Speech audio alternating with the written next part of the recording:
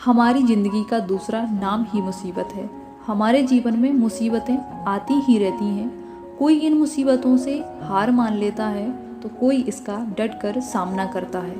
बहुत से लोग इन मुसीबतों से टूट जाते हैं और उन्हें ऐसे मोटिवेशन की ज़रूरत पड़ती है जिसके कारण वह इन मुसीबतों का बिना किसी डर से सामना कर सके।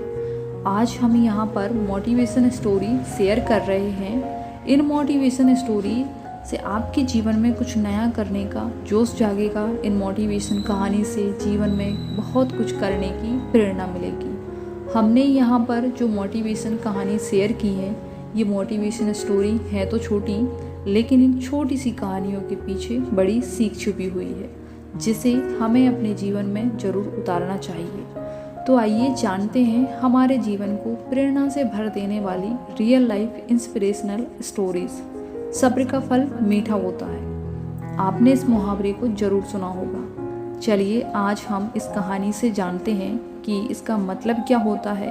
इस कहानी में बताया गया है कि तारों को कैसे ईर्ष्या भाव उत्पन्न होता है और श्री नारद मुनि उनको कैसे इस मुहावरे का अर्थ समझाते हैं। यह अत्यधिक सुंदर और प्रेरणादायक कहानी है। आप इसे जरूर पूरा सुनें। जब सूरज अस्त हो रहा होता है तब आसमान में चारों तरफ शांत वातावरण जैसा एक अंधेरा सा छा जाता है। सभी जीव जंतु पशु पक्षी अपने निवास स्थान को जाने लगते हैं और हल्की हल्की हवा चलने लगती है।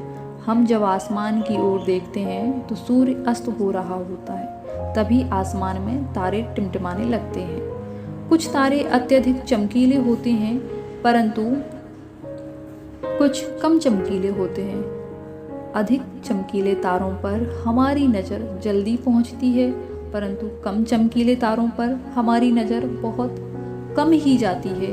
इसलिए हम उन पर ध्यान नहीं दे पाते और उनकी सुंदरता फीकी पड़ जाती है। परंतु उन सब में से एक ऐसा तारा होता है जो अधिक चमकीला होता है, जिसके आने से पूरा आसमान जगमगा जाता है। वह इतना सुंदर और चमकीला होता है कि उसके जगमगाते ही लोगों के चेहरे पर खुशी आ जाती है। उसे हम स्वाति नक्षत्र के नाम से जानते हैं।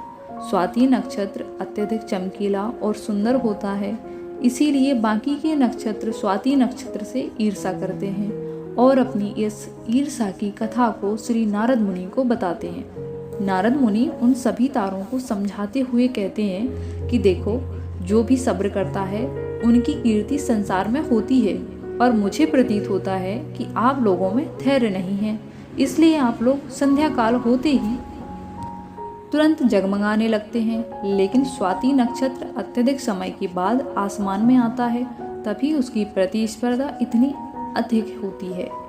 तभी सभी लोगों के चेहरे पर मुस्कान आती है। इसलिए कहा जाता है कि हमें सब्र करना चाहिए क्योंकि उसका फल मीठा होता है।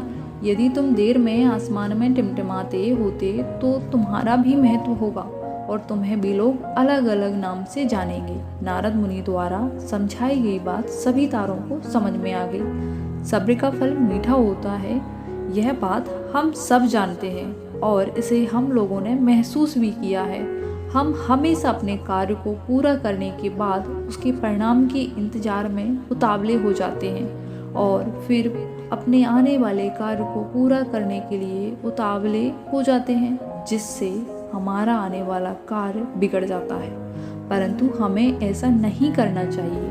हमें सब्र करना चाहिए उस परिणाम का या उस आने वाले कार्य का, जिससे हम उस कार्य को अच्छे से समाप्त कर सकें और उसका परिणाम भी अच्छा हो।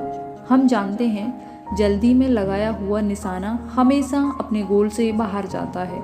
हमें धैर्यपूर्वक उस निशाने को भेजना चाहिए, तभी हमें जीवन में सफलता मिलेगी।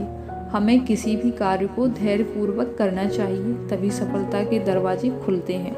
धैर्य ही ऐसा शस्त्र है जो विकट परिस्थितियों में मनुष्य के मस्तिष्क का संतुलन बनाए रख सकता है और उसको आगे आने वाली चुनौतियों से निपटने के लिए मार्ग को बतला सकता है। बड़े बड़े महात्मा और महापुरुषों के द्वारा भी बताया गया है कि हमें किसी भी कार्य में सफलता पानी है तो उसे चिंता मुक्त होकर करना चाहिए और सब्र रखना चाहिए।